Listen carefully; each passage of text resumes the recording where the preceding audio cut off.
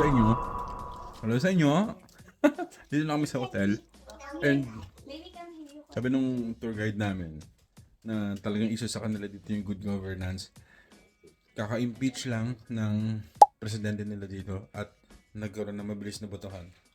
Ang message nito ay kung meron man kayong kilala or mga tao na nakita sa social media na nagre-reklamo na ang ingay nila at nagre-request ng good governance, hayaan nyo sila. Importante na may ganun tayong ginagawa. Kasi kung hinahayaan na lang natin na kung sino-sino na tumatakbo, hindi tayo nagiging critical, analytical, at for the term patriotic sa ay walang magbabago sa Pilipinas. Huwag yung sukuan. Huwag natin sukuan yung bansa natin.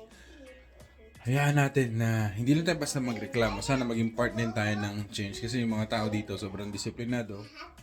At may pagmamahal sila sa gobyerno. Dahil take part or kasama sila sa pagbabago kung gusto nilang mangyari. So yun lang naman. Ang ganda ng hotel. Kain tayo.